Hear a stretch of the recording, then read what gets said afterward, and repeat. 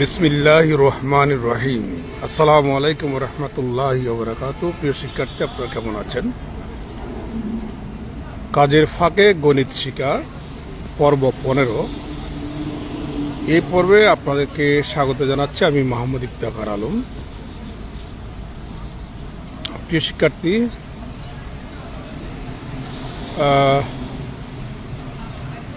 40 minute পরেই আমরা 2026 সালে পদার্পণ করতে যাচ্ছি। আল্লাহর মেহরবানিতে আল্লাহ তাআলা অতীতের সব গুনাহ মাফ করে দিক, আমিন। তো যে কারণে লাইভে আসলাম সেটি হচ্ছে 2026 সাল অধিবর্ষ কিনা।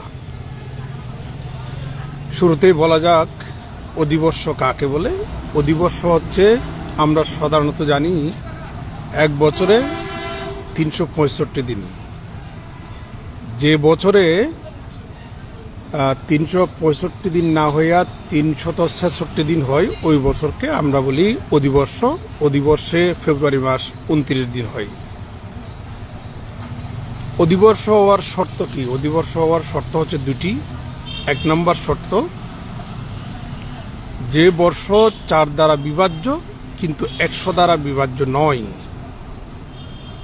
এটা একটা শর্ত।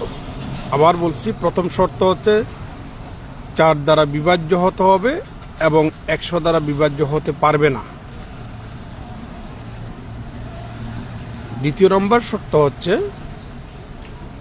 যে বর্ষকে 400 দিয়ে ভাগ করা যায়, 400 দিয়ে ভাগ করলে নিঃশেষে বিভাজ্য হয়, সে বর্ষকে অধিবর্ষ বলা হয়। তাহলে দুইটা শর্ত। প্রথম শর্ত কি?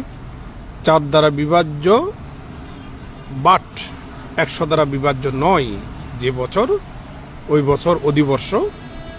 দ্বিতীয় নম্বর শর্ত হচ্ছে, যে বছরকে 400 দ্বারা নিঃশেষে বিভাজ্য করা যায়, ওই বছর অধিবর্ষ। তাহলে 2026 সাল 4 দ্বারা বিভাজ্য বাট 100 দ্বারা বিভাজ্য নয়, এই শর্তের মধ্যে পড়ে। অতএব 2026 সাল অধিবর্ষ নয়। সে সুবাদে আমরা বলতে পারি 2026 সাল অধিবর্ষ নয়। ভালো থাকবেন, সুস্থ থাকবেন। আসসালামু আলাইকুম রহমতুল্লাহ।